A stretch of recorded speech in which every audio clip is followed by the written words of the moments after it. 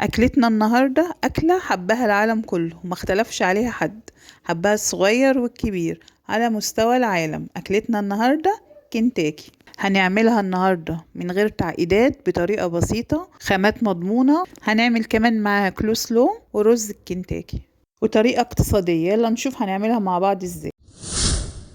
ازيكم عاملين ايه؟ اول حاجة نبدأ بسم الله.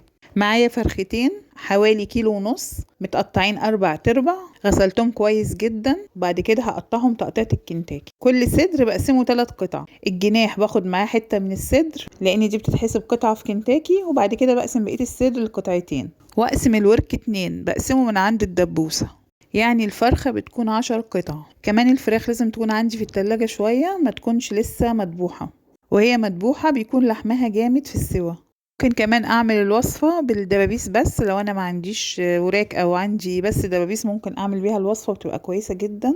وممكن كمان اعمل الوصفة بقطع مخلية من العظم تماما. اعمل الصدور مخلية من العظم. اثناء التقطيع بتخلص من الدهون الزايدة وكمان من الرقبة، الحاجات دي ملهاش لازمة. طبعا الكمية دي كلها عشان اشتريها هتكون مكلفة جدا، خصوصا الايام دي، فطبعا لما اعملها في البيت هتوفر لي كتير. بعد ما خلصت تقطيع الفرختين قلبتهم على الظهر وغرستهم بالسكينة، عملت لهم فتحات. بعد كده هجهز محلول النقع. محلول النقع ده عبارة عن 1.5 لتر مية، عليهم نص مج خل، نص مج سكر، نص مج ملح، ليمون، ورق لورا، حبهان. مدة نقع الفراخ في المحلول مش أقل من 2 ساعة. بعد 2 ساعة شلنا الفراخ من المحلول وغسلناهم تاني وصفيناهم كويس. هننزل عليهم بالتتبيلة. البهارات معايا من كل حاجة معلقة كبيرة: بصل بودر، توم بودر، بابريكا، توابل فراخ، جنزبيل، ملح، فلفل اسود، شطة حسب الرغبة، 2 كيس مرقة فورية، كوبايتين لبن، عليهم معلقتين خل بديل للبن الرايب. اقلب الخليط كويس لغاية لما يمتزج في الفراخ، واحاول ادخل التتبيلة في الفراخ. وكمان بضيف نص كوباية 7. الخطوة دي مهمة جدا في تتبيلة الفراخ في القرمشة بتاعتها. اسيب الفراخ في التتبيلة اقل حاجة ساعة، ويفضل انها تكون ليلة كاملة. بعد ما الفراخ قعدت ليلة كاملة في التتبيلة هبتدي اكمل الاكلة بتاعتنا. اعمل اول حاجة الرز. في حلة على النار هنزل بحوالي 4 معالق زيت، اشوح فيهم بصلة كبيرة مبشورة، بس انا عايزاها لونها اصفر بس، مش عايزاها توصل للون الغامق.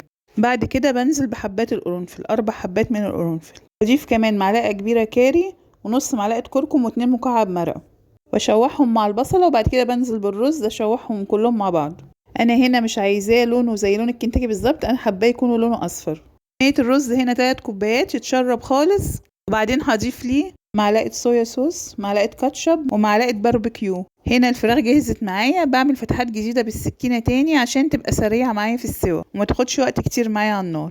كده خلاص هبتدي اتبل الفراخ عشان اقليها. معايا كمية من الدقيق، لازم الكمية تكون كافية عشان الفراخ تتبل كويس جدا.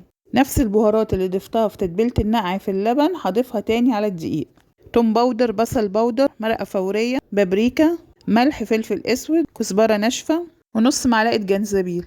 ابتدي اتبل اول قطعة معايا في الدقيق كويس قوي، واكون محضرة بولة فيها مية بتلج او مية ساقعة، بسيبها بس ثانيتين في المية الساقعة، وارجع اتبلها تاني كويس جدا في الدقيق كذا مرة لغاية لما الدقيق يتخلل القطعة كويس جدا. واقلبها كذا مرة واضغط عليها واتاكد انها اتغلفت جامد بالدقيق، واضغط عليها بايدي علشان احصل على التعريجات اللي هي بتدي شكل الكنتاكي. خطوة المية الساقعة والتلج خطوة مهمة جدا، ما ينفعش استغنى عنها. لو ما عنديش تلج ممكن استخدم مية ساقعة بس. هقلب القطعة في الدقيق اكتر من 8 مرات او 10 مرات عشان اتاكد انها اتغلفت بالدقيق، واضغط عليها كويس. وبعد كده بنفضها كويس جدا من الدقيق. كل قطعة بعمل نفس الخطوات، ولازم اتاكد ان الدقيق دخل في فتحات الفراخ. طبعا الدقيق لازم اكون حاطاه في حاجه واسعه عشان ما بهدلش المكان وانا بتبل. ما ينفعش احطه في حاجه مسطحه، لازم تكون حاجه غويطه عشان اعرف اتبل براحتي. خطوه ان انا انفضها من الدقيق كويس دي مهمه جدا عشان الدقيق ما يبهدلش الزيت.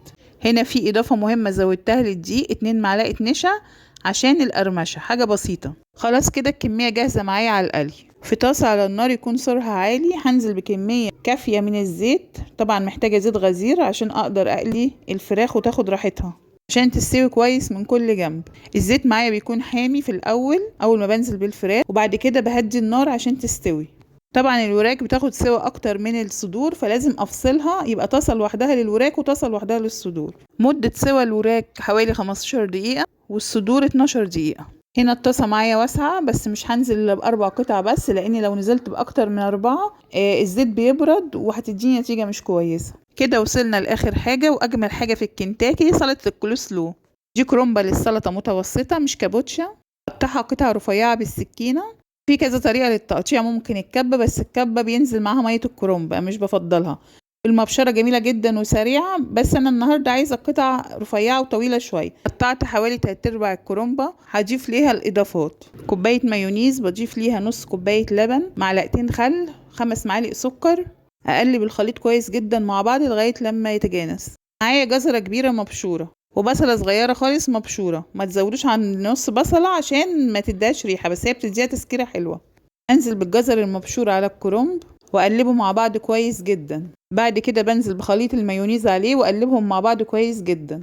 اشوف لو محتاج كرنب تاني بزود، لو محتاج مايونيز تاني بزود، ده حسب الرغبة. يعني هنا انا بعد ما زودت المايونيز رجعت زودت كرنب تاني مقطع. في بولة غويطة ابتدي احضر الصوص بتاع رز الكنتاكي: 5 معالق كاتشب، 5 معالق باربيكيو، معلقة عسل ابيض، معلقة توم باودر وبصل باودر، معلقة صويا صوص. كده عملنا وصفتنا، الوصفة كاملة، وصفة الكنتاكي مش ناقصة اي حاجة. مش قادرة اقول لكم على جمالها، طعمها وريحتها روعة، ونظافتها بأقل التكاليف. سموها كنتاكي، سموها بروستد، سموها فراخ مقرمشة، المهم وصفة جميلة جدا، ناجحة ومتجربة، والسوا بتاعها جميل جدا، مفيهاش اي دم من جوه، مستوية كويس جدا. الطعم خرافي، عملتيها بايدك بخامات مضمونة كلها فريش. قدمنا معاها الرز بالصوص بتاعه، رز الكنتاكي. قدمنا معاها الكولسلو، طعمها روعة وفريش وكميتها كبيرة. كده خلصنا معاكم الوصفة الجميلة دي. لو عجبتكم الوصفة لايك وشير على الفيسبوك، لو موجودين على اليوتيوب فعلوا الجرس وسبسكرايب للقناة عشان يوصل لكم كل جديد، ودايما معايا ومنوريني في سفرة شرقي.